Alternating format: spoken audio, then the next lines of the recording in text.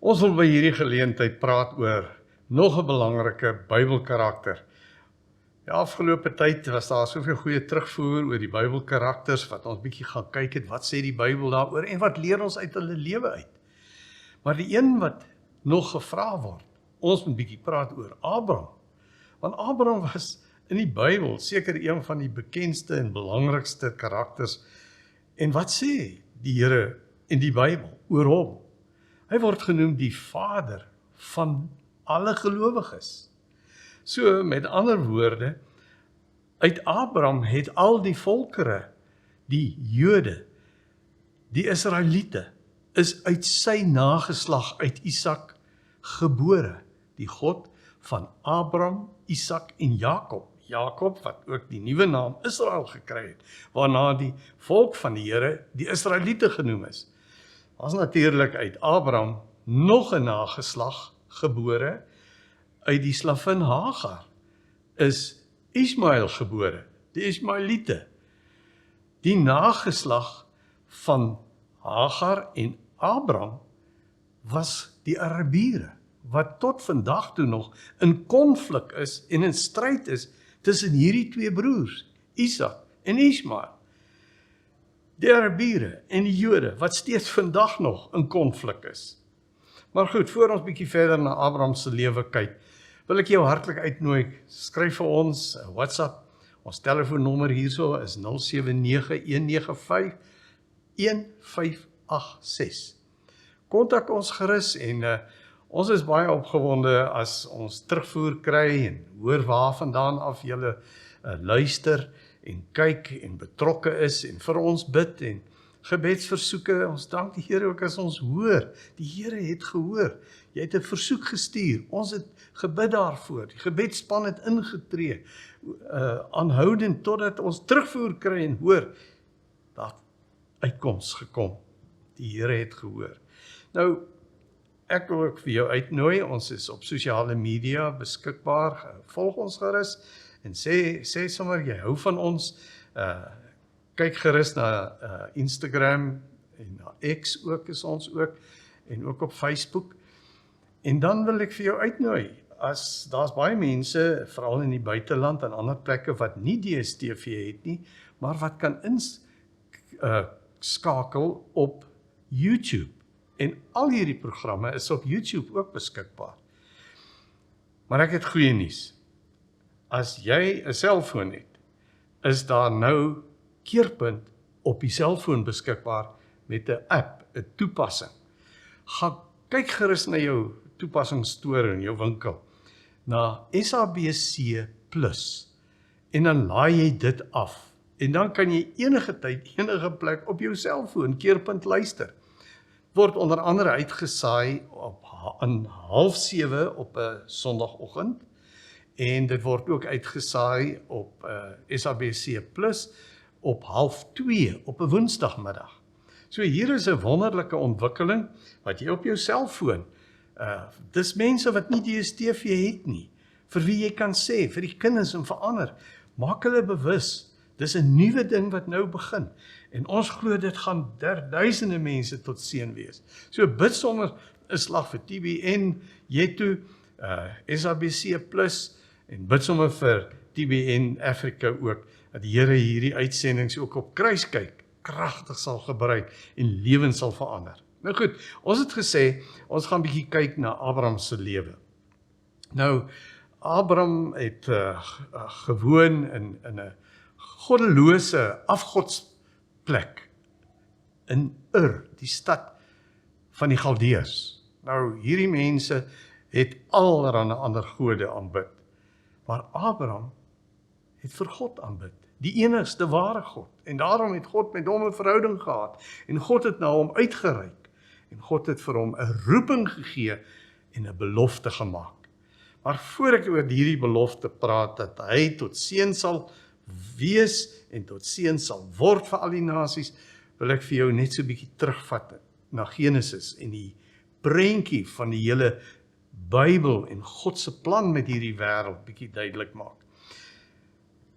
In die hemel het God van alle ewigheid af die God van liefde gewees, wat aanbid is deur die engele, deur die hemelinge, die gerubs en die serafyne en sal ons ooit iets van die heerlikheid van die hemel verstaan.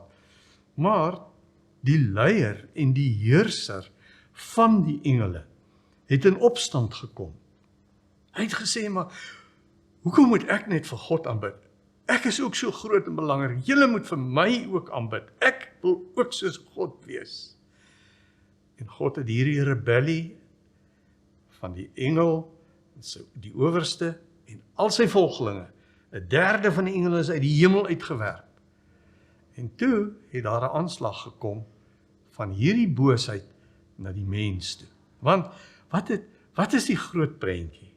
God is 'n God van liefde, wat in 'n liefdesverhouding wil lewe, in 'n noue verband wil lewe met mense, wat hy gemaak het aan sy beeld, in wie hy die asem van die lewe, 'n lewende, ewige gees ingeblaas het, met wie hy vir altyd wou saam lewe, in hierdie liefdesomgewing, waar hy die pragtige paradys gemaak het, 'n tuin, wat so volmaak en so wonderlik was, waar hy met die mens, waar God met die mens wou wandel en saam lewe en in hierdie intieme verhouding gelukkig in harmonie en vrede wou saamlewe. Maar nou het ons gesien dat in die hemelryk het daar 'n opstand gekom en die duiwel het in die gestalte van 'n pragtige dier, wat later die slang geword het na hy vervloek is, het hy na Adam en Eva gekom en hy het begin om vir hulle ook aan te hits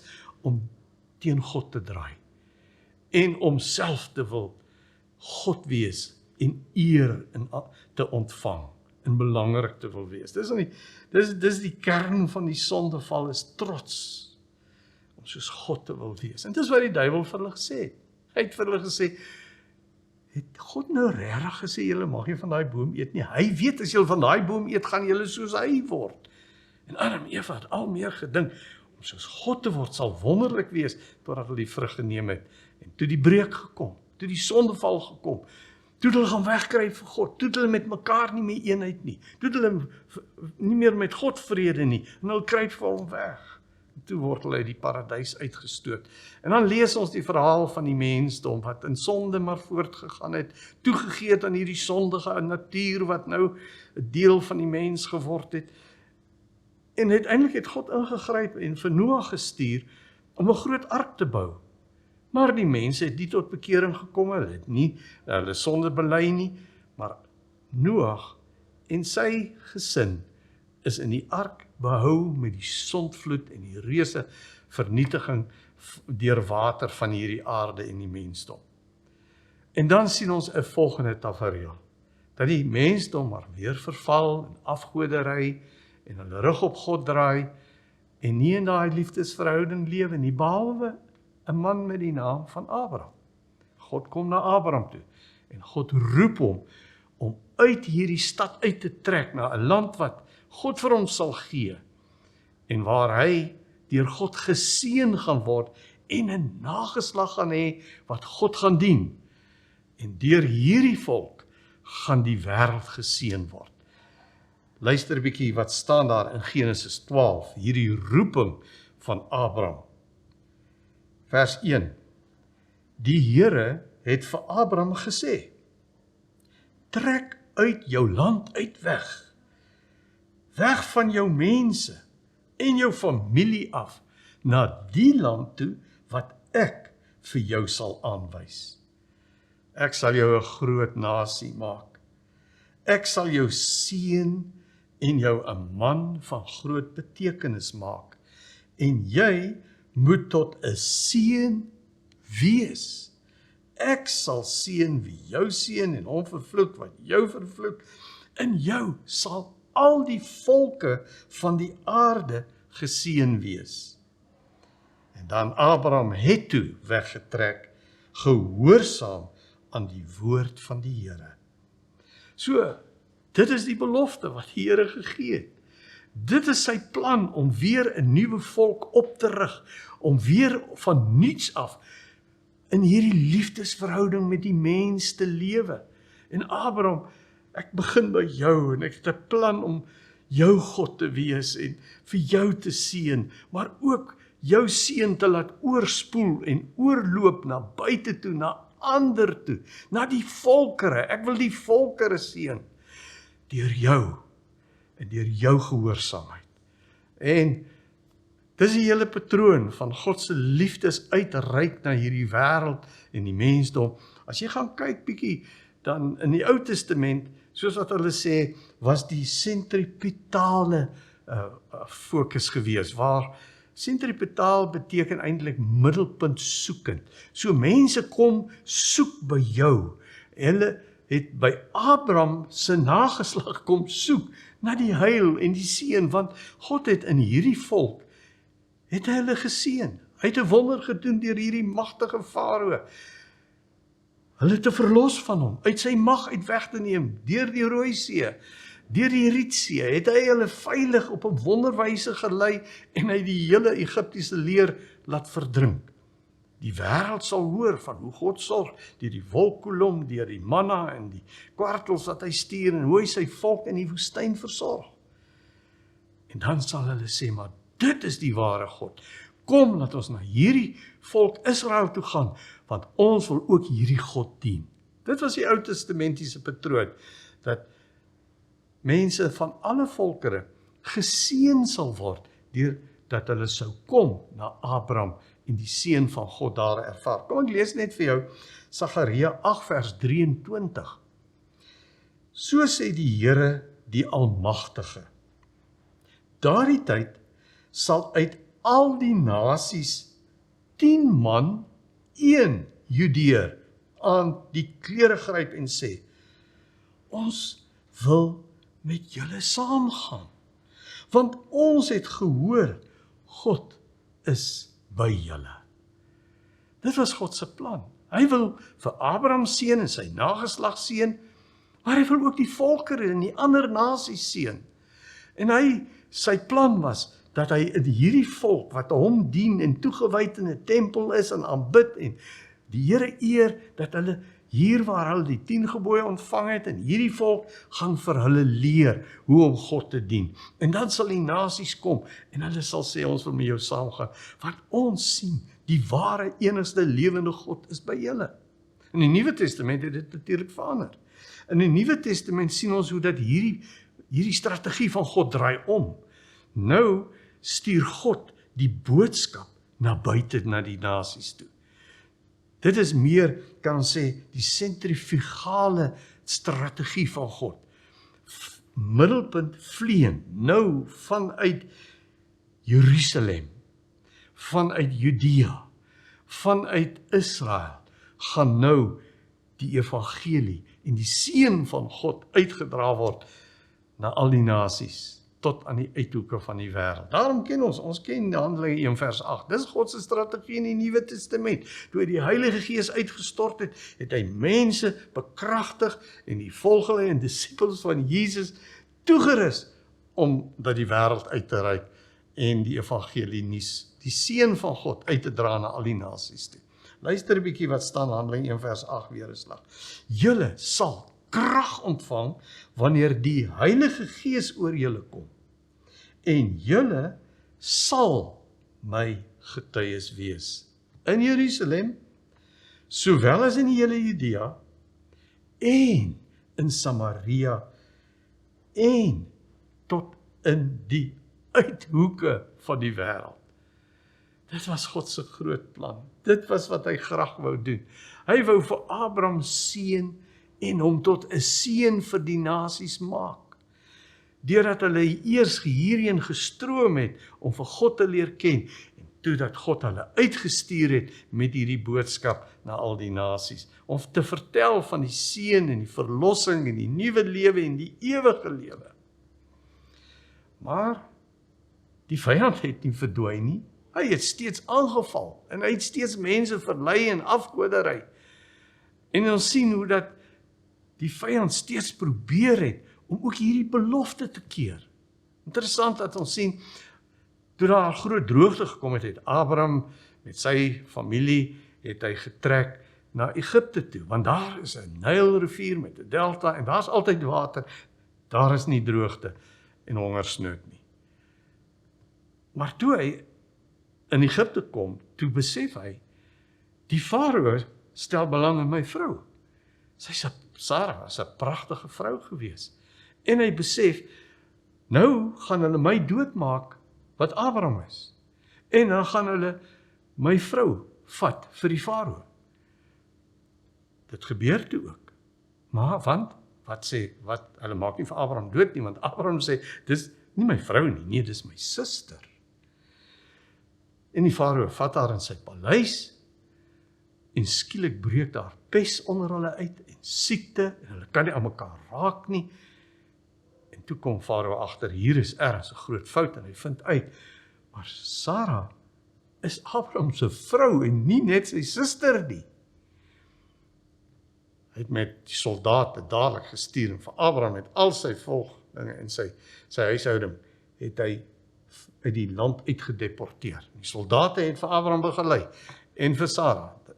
Maar kan jy sien, amper was dit nie Abraham se nageslag nie, maar die farao se nageslag deur Sarah.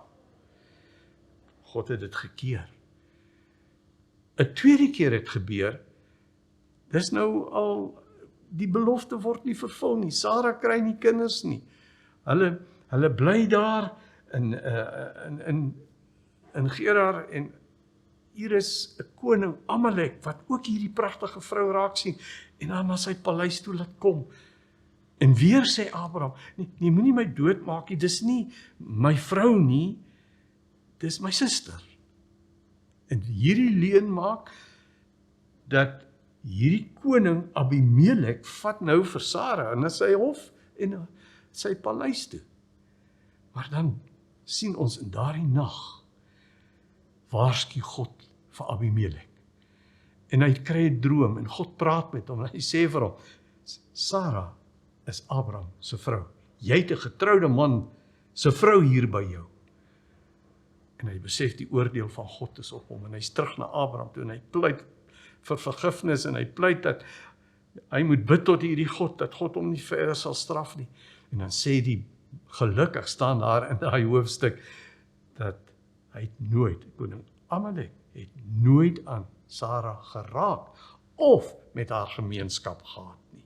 God het dit beskerm. Hierdie belofte wat hy gegee het, en die duiwel het dit aangeval, is gekeer, sodat die nageslag steeds Abraham se nageslag sal wees, en nie koning Abimelek se nageslag nie. 10 jaar later sien ons weer die vyand met 'n volgende strategie.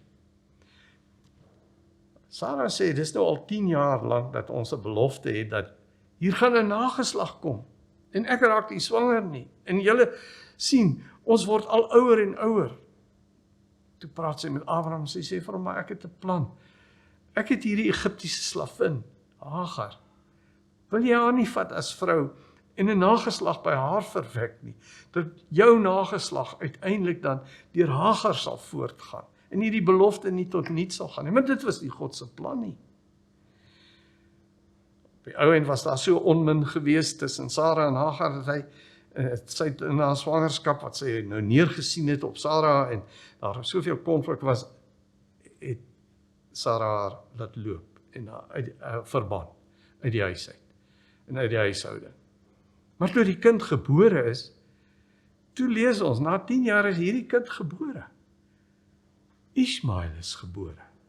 Maar dit was nie God se plan nie. Maar dit is die saad van Abraham, by Hagar.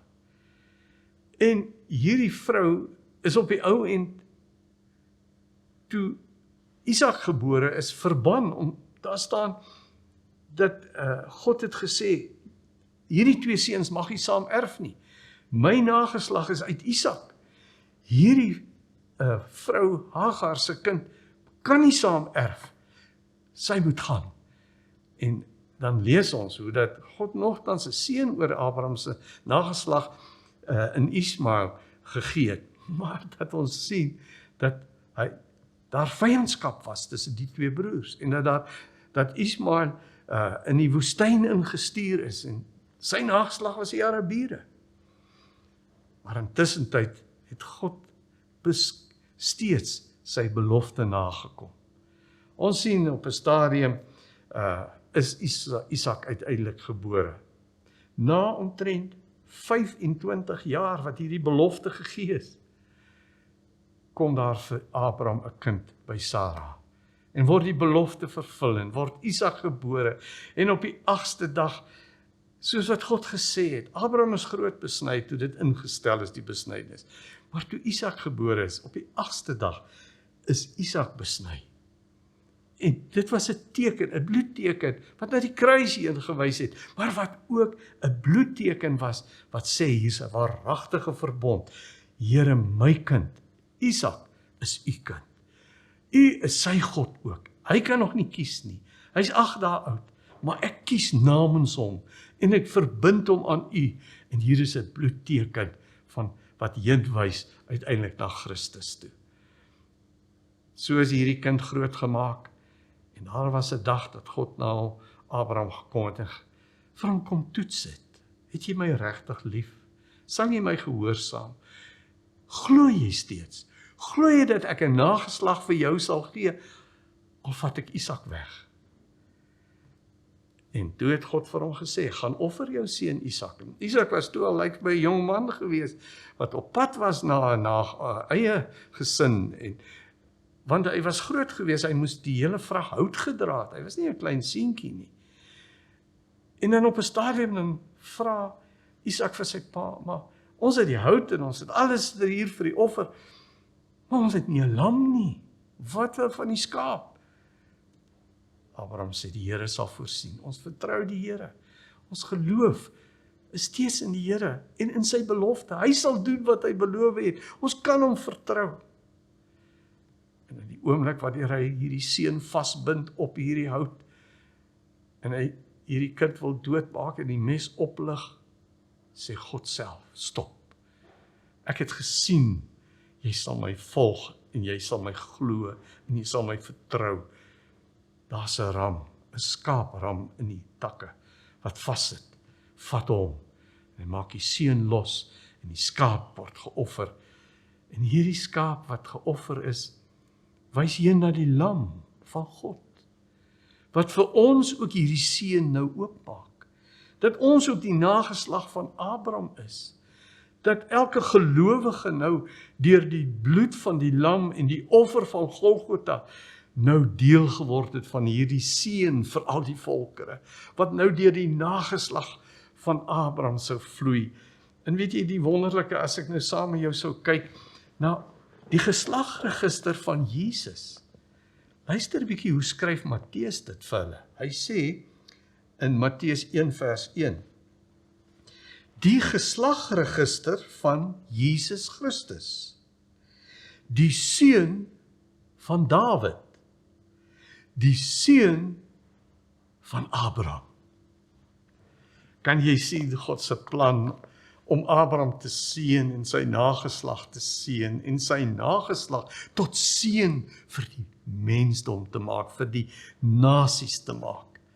Daarom, jy's deel van God se seën.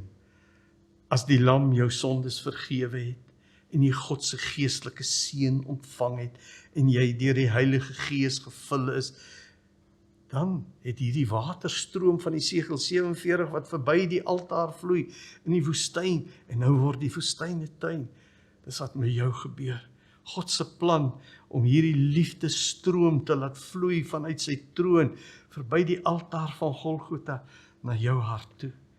En nou wil hy in jou word, Johannes 7 vers 37, 'n fontein van lewende water. Die seën van Abraham het nou in jou ingevloei, deur die lam wat geoffer is, en nou die nageslag van Isak, gaan nou voort. Die God van Abraham, en Isak, en Jakob, en Israel, en uiteindelik elke gelowige, sodat Abraham die vader van alle gelowiges geword het. Weet jy, dis God se plan ook vir jou. Hy wil die belofte van Abraham vir jou waarmaak. Het jy al die water van die lewe ontvang? Is jy al meer deur God geseën met die vergifnis van sonde? met 'n fontein van die Heilige Gees wat nou oorloop na ander. Want sien, God het jou gered en hy het jou geroep, want hierdie seën van Abraham wat jy ontvang het, hierdie geestelike seën deur Christus, moet jy nie vir jouself hou nie. Jy moet dit gaan vertel vir ander.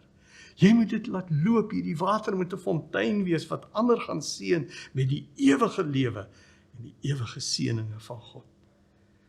Sal ons nie vir die Here bid en vra dat hy net sal kom en ons deel maak van hierdie seën wat hy bedoel het en dat hy ons ook sal deel maak van die uitdeel van hierdie seën na al die ander mense toe. Kom ons bid saam.